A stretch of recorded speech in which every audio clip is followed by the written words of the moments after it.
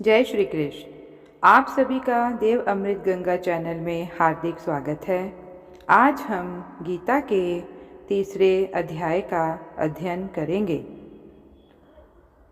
कर्म बिना संसार में रह सकता नहीं कोई, मैं भी करता कर्म हूँ, देख सखा तू मोए। शुरू सृष्टि में यज्ञ की आज्ञा दी करतार, यज्ञ कर्म का रूप है नहीं इस बिन निस्तार। यज्ञ रूप है ब्रह्म का यह जानत धीमान, जो नर त्यागे कर्म को सो मूरख नादान। जिमें कुछ करता कर्म है ना करना तिमि कर्म, इस कारण करना भला हमने जाना मरम। अर्जुन ने श्री कृष्ण जी से पूछा, हे जनार्दन, यदि निर्वाण पद ब्रह्म पद सबसे श्रेष्ठ है, तब घोर भयानक कर्म जो ये युद्ध है, इसमें मुझको क्यों जोड़ते हो? मिले हुए से वचनों को कहकर मेरी बुद्धि क्यों मोहते हो? कहाँ निर्वाण पद और कहाँ यह युद्ध? एक बात निश्चय करके कहिए जिससे मेरा कल्याण हो।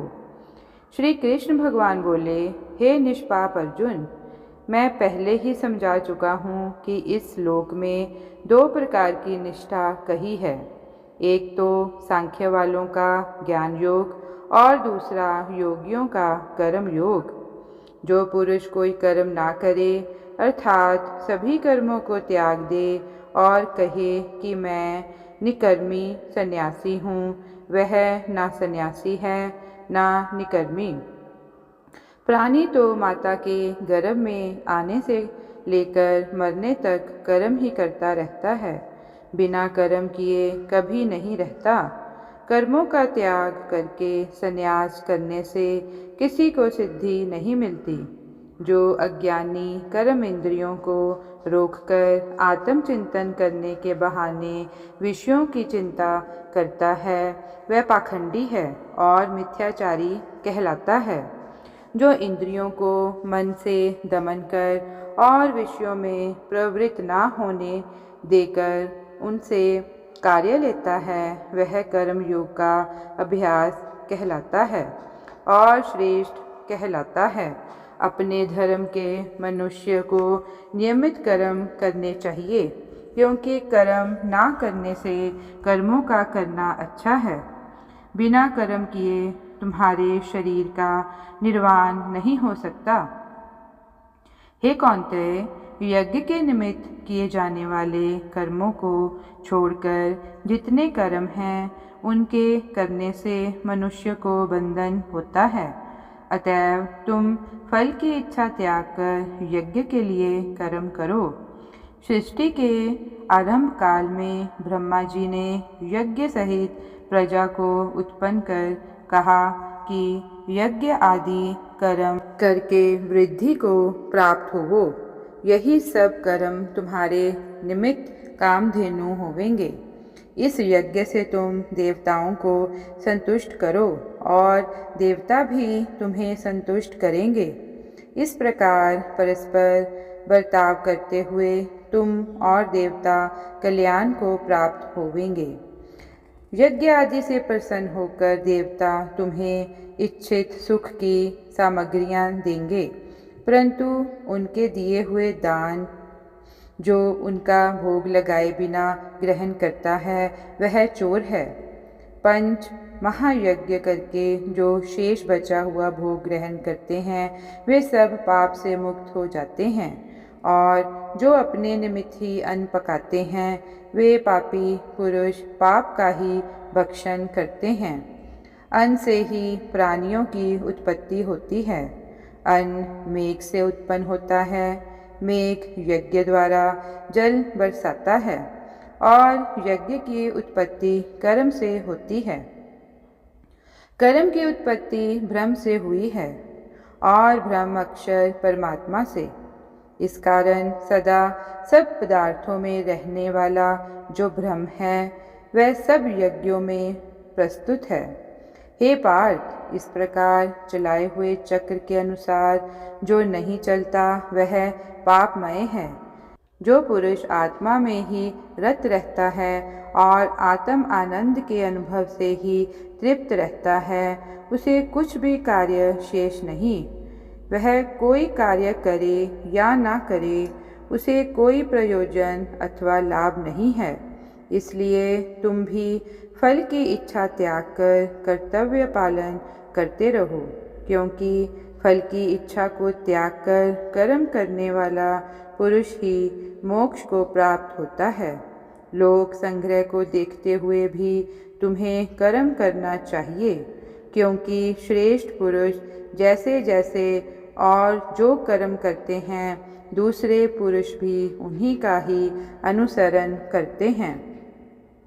हे पार्थ, मुझे तीनों लोकों में कुछ भी अप्राप्त नहीं है और ना ही मेरे करने योग्य कोई कर्म शेष है, किंतु मैं फिर भी कर्म करता हूँ।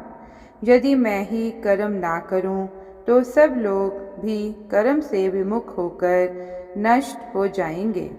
इससे मैं ही वन संकरों की उत्पत्ति का हेतु बनकर प्रजा को नष्ट करने वाला समझा जाऊंगा।